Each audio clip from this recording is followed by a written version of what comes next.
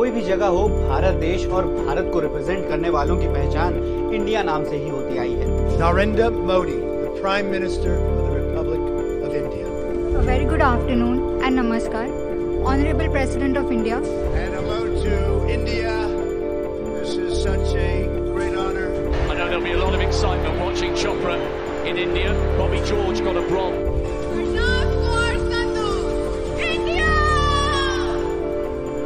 लेकिन जब राष्ट्रपति भवन में G20 समिट में शामिल वर्ल्ड लीडर्स के लिए आयोजित डिनर के इनविटेशन भेजे गए तो उसमें प्रेसिडेंट ऑफ इंडिया की जगह प्रेसिडेंट ऑफ भारत लिखा गया, जिसके बाद से कंट्रोवर्सी शुरू हो गई। तो क्या ऐसा लिखना गैर संवैधानिक है? भारत और इंडिया का ओरिजिन कहां से हुआ और इस नाम को खत्म करने के लिए क्या क्या करना होगा, जानेंगे। प्राचीन काल से ही भारत के अलग अलग नाम रहे हैं, जैसे जम्बू द्वीप, भारतखंड, हिमवर्ष, अजनाभ वर्ष, भारतवर्ष, आर्यवर्त, हिंद, हिंदुस्तान और इंडिया। हालांकि सबसे ज्यादा प्रचलित रहा भारत।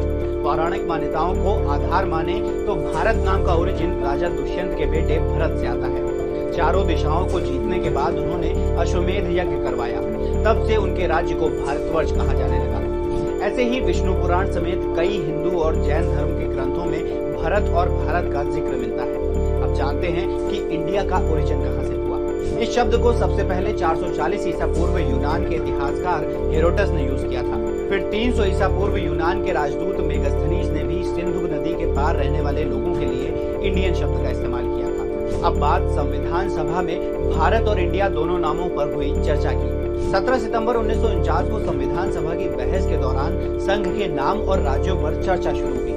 संविधान के मसौदे के अनुच्छेद 1 खंड 1 में mention India that is Bharat पर तीखी बहस हुई। सेठ गोविंद दास और एच.वी. कामत ने दोनों नामों पर अपने तर्क पेश किए, लेकिन कमेटी ने कोई भी सुझाव स्वीकार नहीं किया और अनुच्छेद 1 खंड 1 में लिखे शब्द ही लागू रहे। क्या अब G20 के डिनर इनविटेशन में प्रेसिडेंट ऑफ इंडिया की जगह प्रेसिडेंट ऑफ भारत लिखना गैर संवैधानिक है?